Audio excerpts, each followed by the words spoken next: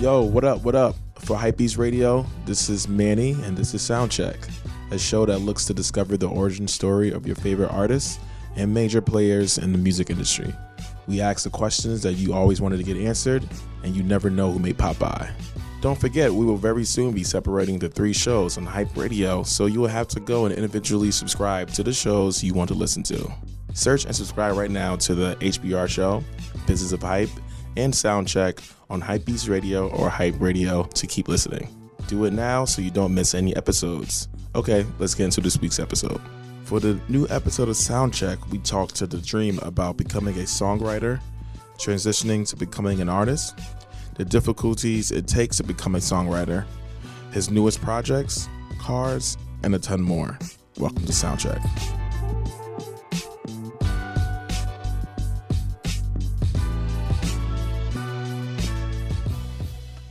Welcome to Soundcheck. This is season number 3. Wow, season 3. Oh man, that's perfect actually. Yeah, very perfect. And I want to introduce our guest. Well, I'll let him introduce himself. He's one of the legends. No man, you go ahead, man. I like your voice sounds like real great in that tone. Well, this is The Dream. One of the best musicians, artists in music, one of my favorites, and I definitely excited today. For those who can't see, his hands is stretched out. Very wide, man. Very like an eagle. Like an eagle. Very appropriate. So I think the one thing that fascinates me with you, because I'm old enough to know where I've seen their entire journey. And so one of the things that's fascinating me about you is like around the time I feel like it was that 2002 and 2006, a lot of songwriters started to become artists. And so I always wanted to know, how do you know when to make that leap? Like when you're like, I think I can do this myself rather than pen it for somebody else. Wow. Thank you for the introduction. Yes. I think my plight was a little bit different, just because I didn't want the idea of an artist to precede what I do as a songwriter and producer or a musician. I actually enjoy those things and having that title, before an artist. Like I know when I meet an artist, whether they're that type of an artist, Songwriters is the title of a thing, but they're artists in them, in themselves. And I think you end up fighting for a thing you want, which is probably usually recognition or I could do that better than the person I just gave the record to. And I never felt that way. Like I just felt like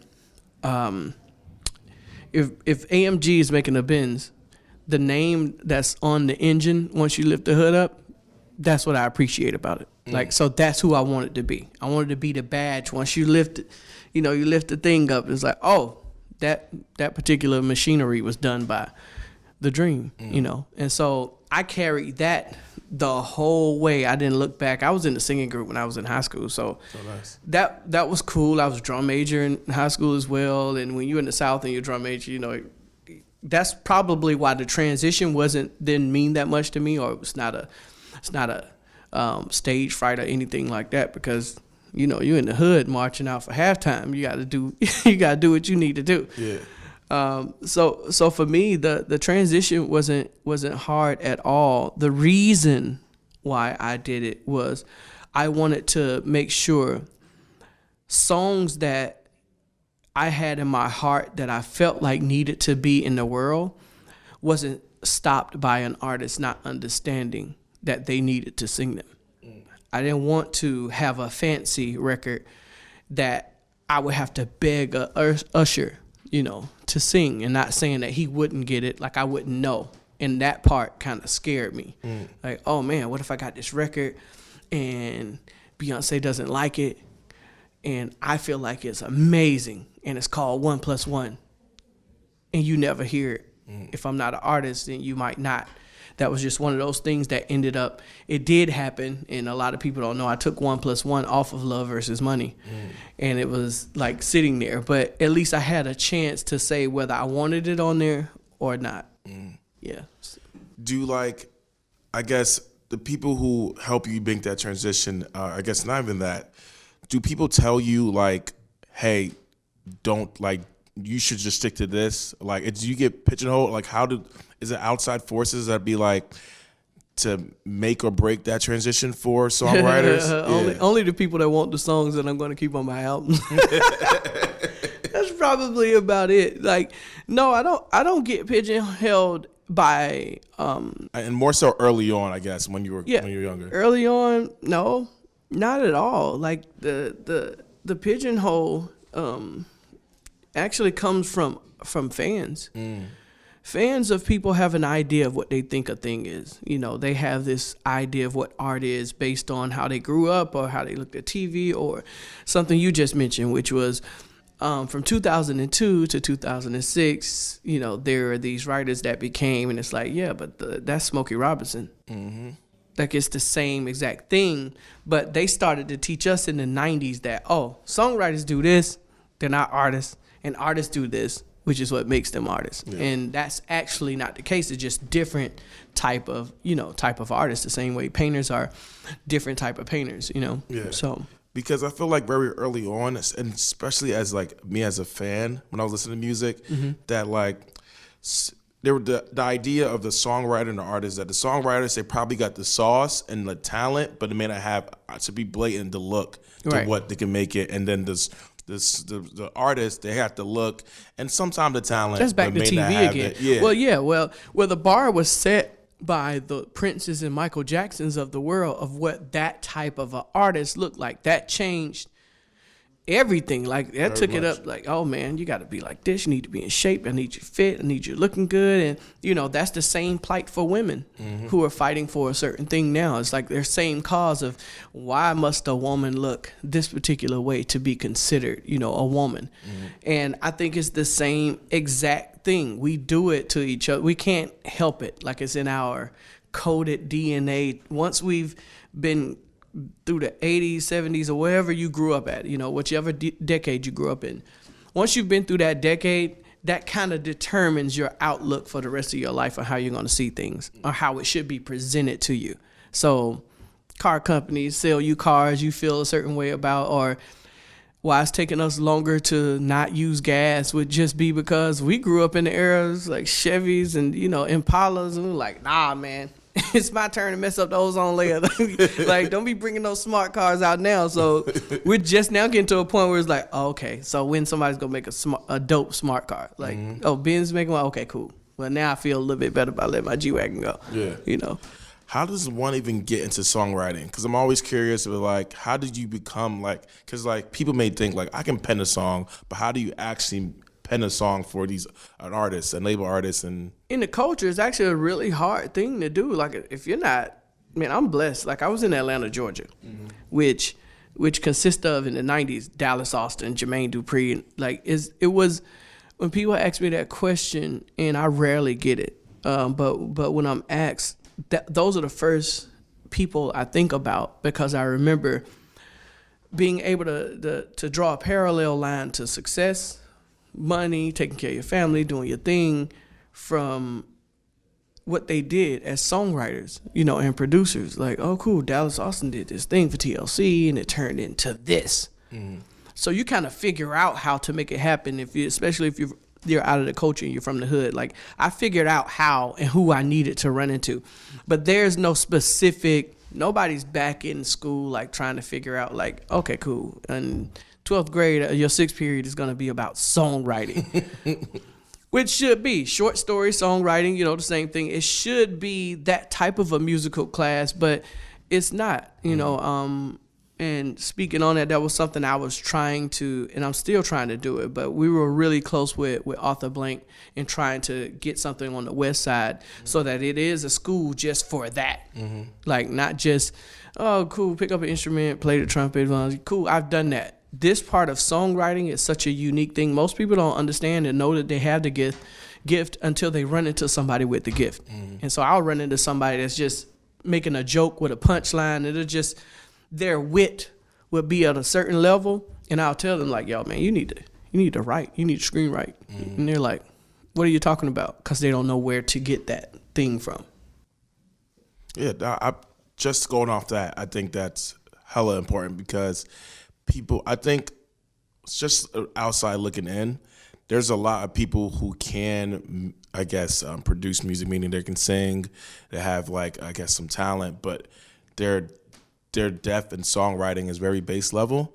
And I think songwriters is so important because they can channel emotions into words, and I think that's what make the music, I guess, last. Yeah, well, you're delivering life back. You know, like that's the purest you're gonna get. You know, regardless, like it doesn't take anything away from the showmanship that the artists have. Like when those guys are on stage doing their thing, it's like, oh, cool. Those moves that Chris Brown does, not happening. I'm not doing it. Like he's amazing at that thing, vocally amazing. This other stuff that I do is the same thing. It's just in a different space. It's probably more of a reflection of life and going through relationships and living for real, like I'm going to Home Depot. I'm going to build a table today. Like, and it may not be a song about building a table, but the table may represent a relationship and how my wit is. I'm going to actually deliver it to you. And you're trying to hear a ghost in something that I'm writing and you can't understand, like, why does he look at it that way? And it could just be simply, oh, I'm at Target probably all the time and I see people doing regular shit and living their regular lives, and I love that part about myself, you know, and I'm glad that I'm able to go out and get that. And that's why I feel like even with screenwriters and directors, like all of them live in kind of that same space. Yeah, definitely. I think, I guess it's a question also I'm always curious about, are there people who should stick to songwriting? Because I think, so this is like a general feeling that I have. I think what's being told to people, especially young people, and to be quite frank, people of color, is that you can do everything you want to be. Horrible. Be everything you want to be. Just put your mind to it. So that's not just not meaning to cut you off. That's not literally just a songwriting question. That's like, yo, you're 5'3", yo. You're not dunking on nobody. We're not playing basketball. It's over with. Let's try this soccer thing out. You know, we go try out for the team. Soccer's big right now. It's the next big thing. Exactly. You're not. So and so put that into songwriting. Like sometimes I feel like, because the trend is now is that everyone wants to be the star. Everyone wants to be like the next you, essentially. And so they try to make music, but I'm just like, sometimes you just cool to be a songwriter. Sometimes your voice is not that strong. Sometimes you're not. It's just something's missing, but you can write. I would hate to be the person, like I don't want to be in that position to tell anybody not to do anything, even though I'm very blatant. If you ask me, like one-on-one, like what it is, I won't cast a big blanket over everybody and say, yo, man, you don't have that other thing, no. Like, and I've been asked that question a lot, and it's usually more introverted people who are writing, trying to make that jump.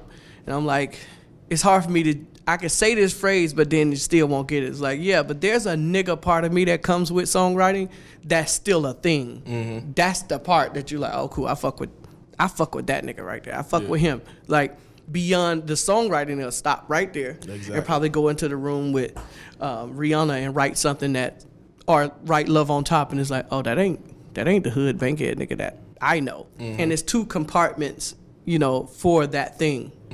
And yeah, because you have to learn to compartmentalize different parts of yourself. And I think, yeah, when you're introverted, it's kind of hard to just become an artist that somebody can see and really recognize and say, okay, cool. Like, I think you should do the artist part versus like, nah. Yeah. Nah, just come back. Yeah, just doing. Favorite songwriters of some of your favorite songwriters. Lionel Richie, Diane Warren, Smokey Robinson, of course, Michael Jackson, of course. Who else I got? Favorite.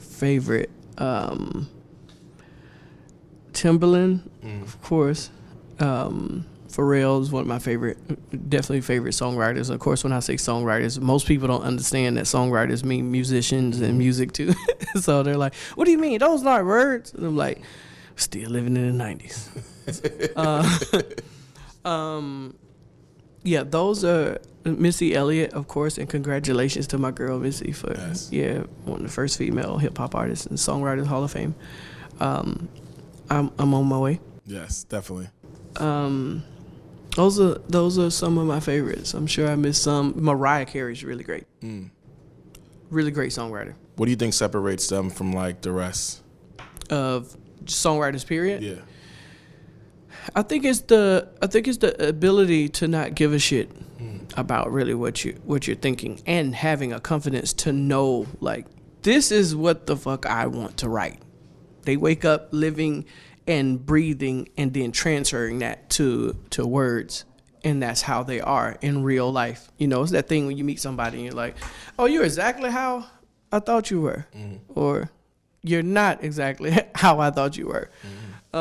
Those things, though, decide, you know, what the difference is between you and somebody else. You know, I will hope that when people see me, if you expect the right things from me, to say, oh, okay, yeah, that's what I thought. I thought that was him.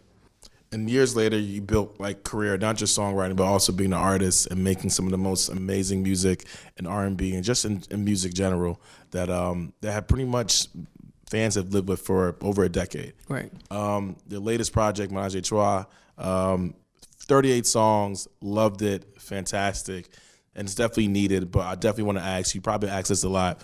38 songs. I feel like consumers now, the younger they are, the more they're just like, I guess, so instant mindset is like, all right, I'm good.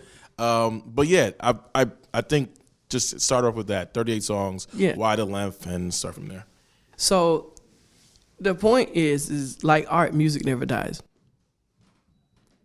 It just doesn't. So I'm not here. I wasn't planning on worrying about like what the consumer did today and then tomorrow say, okay, cool, I don't want to listen to Challenger anymore. Like, I'm going to throw Dream out. That's cool. Because if they're anything like me, if it's a mirror of myself, then there would be no reason for me to listen to Frank Sinatra on the way over here. I want more now because now I'm done. Or Coltrane, I want more now, but he didn't do more. So I don't have that. I never wanted to hold hostage something because the principle of, oh, you might not be paying attention. So as an artist, don't make it because nobody's paying attention. 1, 2, I can't stay in a mode and save something. So everybody was asking me like, oh, just put one out now and then put one out 3 months from now. And it was like, do you know mentally where I'll be in 3 months? Hell no. Like, I'm on Sextape 6 and 7 right now. You're talking about save something. Like, I'm not even thinking about that part, whether it hurts or not, which I don't think it does. Like, you're going to consume what you're going to consume. That's cool.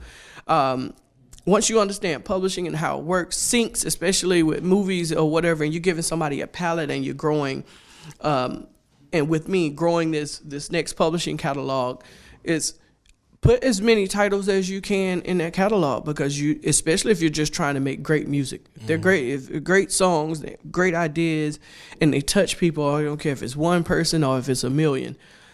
That person is gonna go somewhere and be sitting at HBO singing song number 12 off the first tape, which I think is top, and say, hey man, this needs to go in this. We're gonna put this song in this space, and then you have a sync fee. You don't have that if you didn't even create that amount of songs. So of course I don't approve of just making a bunch of songs just to make a bunch of songs. And it's like, man, number 31 is the same song as number 3. Then that would make me a dickhead to my art. I was like, I don't want to be that guy. Yeah. But I do want to challenge myself, you know, for no in particular reason. I have music. I've made albums, man, that you're waiting on promotion to get set up. You're waiting on the world to catch up. You're waiting on all these things. It's like, man, fuck that. Like, I'm dropping don't be mad at me because we did 10 records last week. Nobody give a shit when Love Hate was done in 2 weeks. It was like, yeah. So it would have been the same thing. So you got Love Hate. L.A. Reid still blames me now. He's like, man, we should have went to Fast Car. It should have been a single. You just had to put Love versus Money out. It's like, yeah, I don't think that many people are mad. That you might be mad that it didn't get worked as a single, you know, like, damn, yeah, you're right. That was him as a label owner thinking like a label owner. Yeah. Me, I was like, no, love versus money is up, but like, let's go. Yeah. You got rocking that thing, like, let's do it. And that's how you got the Fancy. If I would have waited, who knows if you would have got that feeling in that place at that particular point in time. It would have been a different dream, a different Terry is in that room working. And I believe in that space and that type of energy, and you have to seize that. And what I won't do is continue to put meat in the freezer and like, oh yeah, I forgot I bought some ribs last year and their freezer burnt, like, which is what happens to everybody's hard drives. Like, oh, here's a song, great. You may not feel like putting it out, but you know another artist probably would cut it. But I can't imagine like what Sextape is, 1, 2, and 3. I can't imagine like some of those records belonging to somebody else as blatant as they are, you know, other than me. And I just had to let them go, man. I had to let that thing fly, man, like a 3, baby. Steph Curry. You had to let that thing fly. I was watching your interview with the dude on Beats. I forgot his name. Good dude. And you were talking about Sextape. I totally forgot his name. I wrote it down too. So you talk about Sextape, and the thing you said, I thought that was so important, and I thought that was really really cool to highlight, was that he was like, I'm making music for me and my grown friends. And I was like, grown. I was like, you know what? Because that's the music I feel like is missing right now. Of course. It's just like, I think what's happening is you know, which everything happens in music is just a transition of just like one generation to the next. But what I think, and especially R&B and hip hop, is that the older generation that's happening also is making music, but making music for, you know what I mean, not just for people age, just for people that are like them. And I think that's super important. So I guess like why emphasize grown and just like your idea of making music? The liberation, that's literally it. It's like I'm liberating the people that said, oh, I'm going to grow up. I'm going to get a job. I'm going to work. I'm not going to ask anybody for anything. I just want to do my thing. We forgot that those people in the middle, me included, needed a certain joy to keep our shit going too.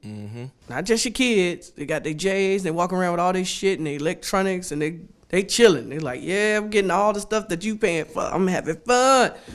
My kids were more so the source of it. I was like, hold up. Now, when I was young, my mom and uncles and everybody was having a lot of fun. It was like Friday night. It was Coke 45 cans like everywhere. I'm like, hold up. This is the part that's missing. Because now it's like, oh, don't do that. The kids watching, or don't do this. The elders are watching. So now the middle of the pot that keeps actually all the shit going literally now has turned on us. So now we're the slaves. The new slaves are the people in the middle. So once you get to 26, work. Give it to somebody. You got a kid? Give it to them.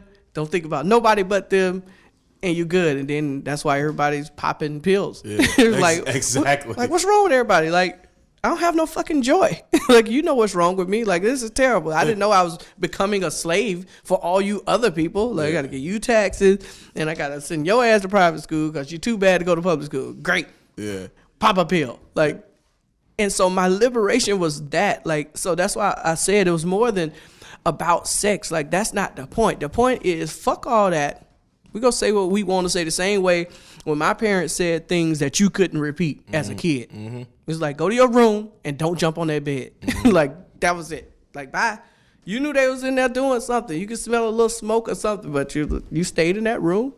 And they enjoyed their week of work that they went on. Ain't no telling what the fuck they had to deal with. Like, now as a grown-up, you're like, oh, shit. I'm dealing with shit, and I'm rich as fuck. I'm like, so I don't even want to know what you was dealing with as a parent with kids, but I do want to find that place where we good and we can go in that place without being judged. Like, don't hold me to those things. I've earned a spot to not be fucked with. Exactly. Yeah, and that's what this sex tape is. It's like a spot. I'm creating this spot. Like, don't fuck with us in here. Like, leave it alone. It's music. It's just like, it's like a remembering of this, like, you are individual, but you're older. And so you're dealing with a lot of older stuff and just a lot of older topics. And I think one thing that your music is, and especially the tape is, it's really it's talking about grown shit. To put it in like layman terms. One thing that always sticks out about your music is that it's not just raunchy, but it's like very straightforward. Mm-hmm. I guess songs about sex, love, and everything in between. I think it's about questions. Exactly. And like, can you answer it in these songs, Dream? Exactly. Because I think, and that's what the gift is. The gift is, I've been posed a question, whether literally or just figuratively, and just in the world, like, yo, there's a question about why this person does this, and then I can write a song to say, this is why. This is why relationships don't work. There's no cookie cutter way to how your relationship is going to work. Sorry, I'm the guy that's going to tell you that it's not. I'm the guy that has to look across at my wife and tell you, like, yo, that shit ain't gonna work. I can tell you it's not gonna work, literally, because I failed at it that way. That's one. Two, everybody else we know failed at it. Your parents failed at it. Their parents. So let's time out. Like, here's a song. This is how it's gonna work. You may be scared. You may be fearful, whatever it is, but this is the place and how it's gonna work. Or it won't. And we can all be Leonardo DiCaprio, keep our money to ourselves, and live happily ever after. But, you know, I love most of us love the idea of companionship. So in those songs, as I'm painting that one thing, in those songs and in those places, that's where you get that part from. Oh, one thing I would definitely want to ask you about, because as a musician who like worked in different genres and been charting in different genres, what do you think of this, like the narrative about pop music right now, meaning that like the traditional pop star is dead and is more, I guess, hip hop leaning, and then even country now. Do you think pop will ever get back to like the Britney Spears, or, you know, back in the day where Christina Aguilera's, the Jessica Simpsons, all that stuff? Do you think that will ever happen, or is just like this is just another turn of? I think the world is so raw now, it may not be able to come back in that type of a way, because now the wool is off of everybody's eyes about the world. Yeah. You know, it's still some of us like walking around pretending like there's this, because pop came with there's a certain type of life. Well, not when people are overdosing in those same, you know, places. Like, so you mean to tell me Nancy was on drugs? Like, yep, Nancy was on drugs. It's like, oh, she's at church every Sunday. Yeah, but, you know, she's a little stressed out. She's on drugs. It happens to the best of us. Yeah. Pop is everything but that, because the worst things usually happen to all the other genres. R&B is literally about rhythm and blues, heartbreak, breakup. Hip hop is about the struggle in the streets, being black, growing up, having to sell crack, whatever. And pop was, oh shit, there's a heaven. No, there's not. Sorry. You should listen to Sextape. This is where we are, and it's okay. Yeah.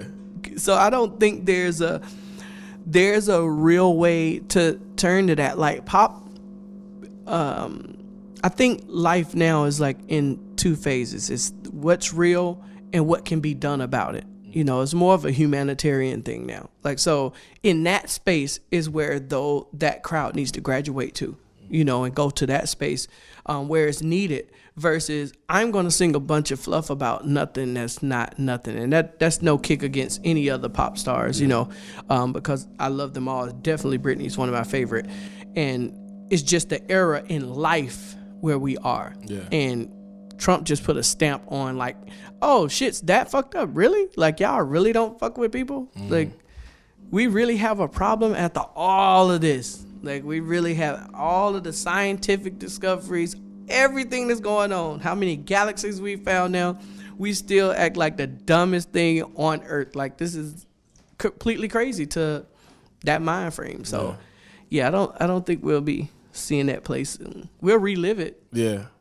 I definitely see the trend of now pop artists are kind of, I guess, for some people you call appropriation, but some people you call influenced by R&B and hip hop now. Yeah, it's horrible. I've gotten over it. It's like, I mean, what you gonna do? Yeah. I think that comes from them being smart enough to do it, and them doesn't mean black or white or anything. It's just them.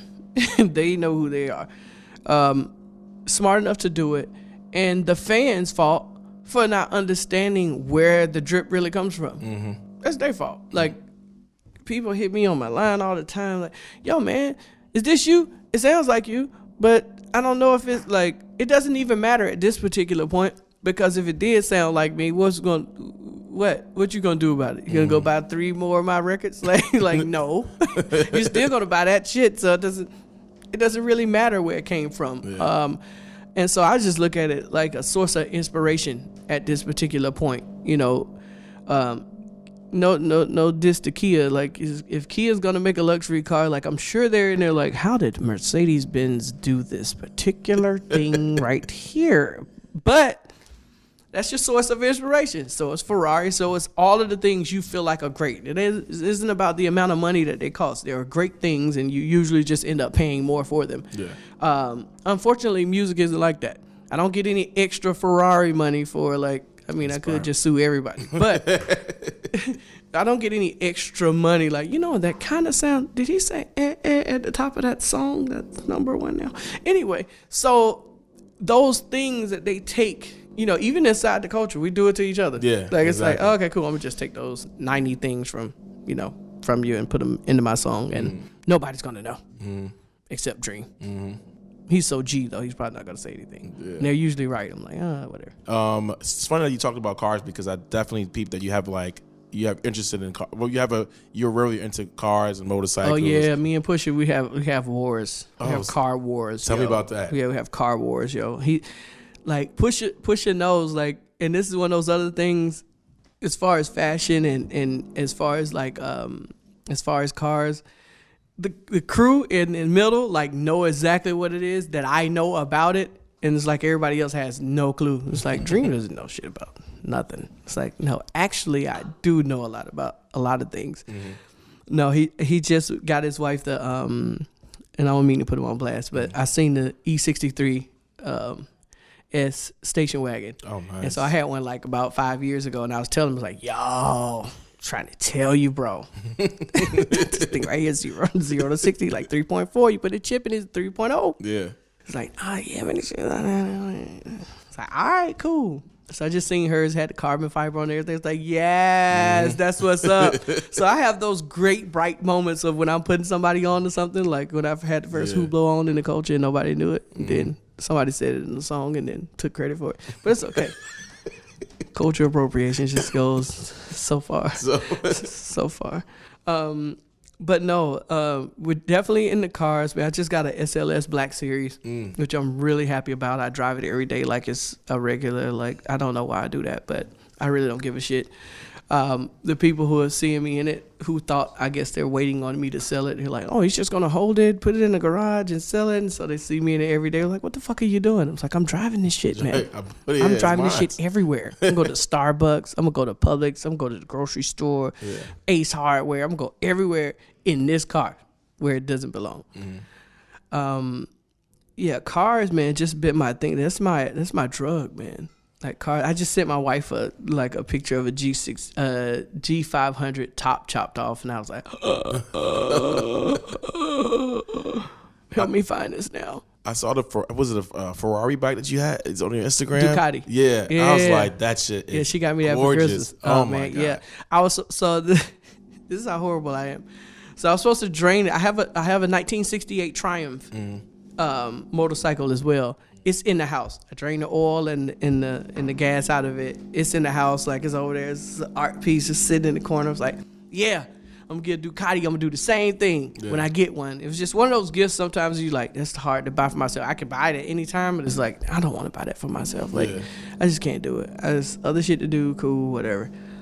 So she got it, and I was like, okay, it's time to drain the oil and the gas out. Put it in the house because I want this one in the house too.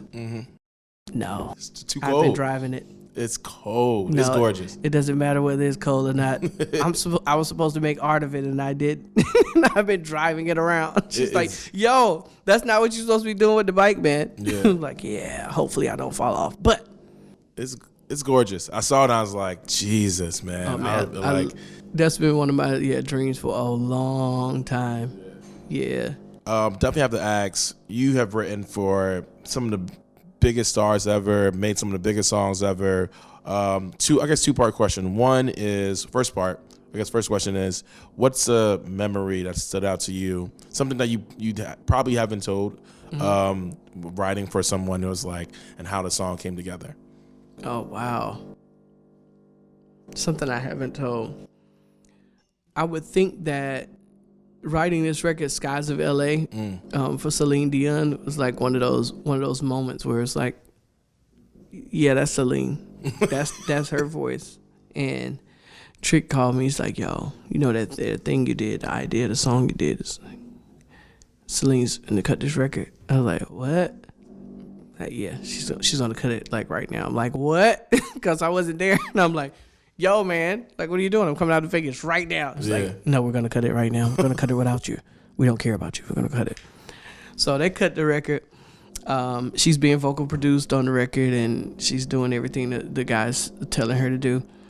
And so the best moment of this time, which is why I don't listen to anybody who says, oh, man, you can't sing. It doesn't matter. Because of this moment, I'm going to tell you right now. She tells the vocal producer, she's like, oh, no. Stop. The song, how it was sang with the vocal on it before, I want to sound like that. And so Trick called me. He's like, yo, man, she wants to sing this shit like how you sing it. I was like, yeah, nigga. I'm the man. And that made I was like, what? That's like Michael Jackson telling you could dance. You're like, what? Exactly. Oh, man. I hope I really can, because I'm going to try. Celine Dion, that's major. Yeah, that was, I still love her to this day because of that. And she had no idea who I was at the point. So it was no point in, like, and if you know Celine, she doesn't kiss anybody asses. So she's like, yo, this shit's hot, how it is. Love his vocal. I need that emotion. I need to sound like that. And yeah, that made my life. Nice. And tell me about winning your first Grammy. What was that like? Oh, man. Such a redemption. It felt like a comeback kid. Because you don't know, Grammys in that particular space, it's like the Super Bowl. So you don't know. You might not make it, the next time. When you don't make that first one. Once you get the first one, you're like, oh, okay, cool. I got it. I get it. So we lost Umbrella, to Amy Winehouse the year before for Song of the Year. And I was like, what? Like, how did this happen? Enough voters don't know you. Blah, blah, blah, blah, blah. I didn't give a shit. So I drove to Vegas literally that night and started writing music. It wasn't what I wrote that got the Grammy, but I started working like, I'm going to work all year long. And after that, I think I went on tour with Jay and Mary J. Blige, Heart of the City tour, for Love Hate. Nice. And in between that tour, when we stopped here, that's when Single Ladies was written. And so I thought about all of those things and how it from one year to the next year led up to Single Ladies and winning Song of the Year that year. And I was just like, oh man, this is like the comeback of comebacks, same category, the next year. That's crazy. So you have two potential Song of the Years. This is a hard category to crack as, being new at that particular time. The Grammys were still in a place. It was like, you still, yeah. Nah, dog. I don't know this guy. Like, and I feel like I kind of broke that seal of, like, there's a thing where stigma came with these records that are kind of urban, kind of pop. I don't know if they should be in that category. And lo and behold, it happened. Yeah. And so then began the next fight for the albums, in which they ended up creating a category for those, what do they call them now? It's not R&B. It's what is it, like contemporary. Contemporary, yeah. Yeah. So they didn't have that when Love, Hate, and Love versus Money was out. So I didn't get nominated not one time. They was trying to figure out exactly what it was. Like, what is this? Yeah. It's not R&B, but I'm like, actually it is, but it's okay. Cool. Yeah. If Prince sings R&B, it's R&B. Exactly. Didn't get nothing. And I was looking at people in the category like, okay, hold up. Y'all saying that this shit's better than the first two albums that I put out? It's like, oh, hell, that's when I knew I had a problem with the Grammys internally. Like, yeah. Like, oh, okay. I'm probably not the best singer, but nobody beat this shit. Yeah. Like, I'm pretty real with myself. Like, this didn't happen. And then right after that, though, certain people, even that I knew, got in the committee. So it made it possible for the new guys that were coming after that to get that category and that look, because it's like a bad call in a football game. Like, seriously, let's discuss now next year that we may need to take an extra look at this category. And they created that category.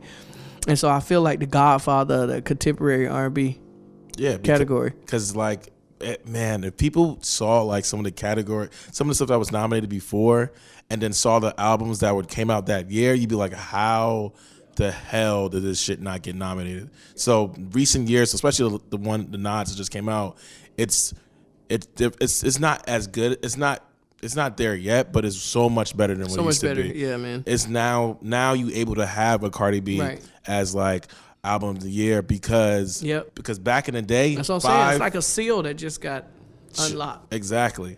But yeah, so I guess final thoughts. Usually we like to ask if you had advice to give to an artist, younger artist, so a younger songwriter or R&B singer, or just artists in general. What would you give advice to them?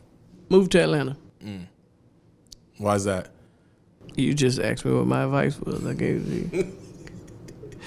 I can't tell them all the sauce, man. Then they got to sign to RadioKilla Records. Move to Atlanta? Move to Atlanta. Find me. Thank you so much for doing this, man. I appreciate it. Thank you so much, brother. I appreciate it, man. All right.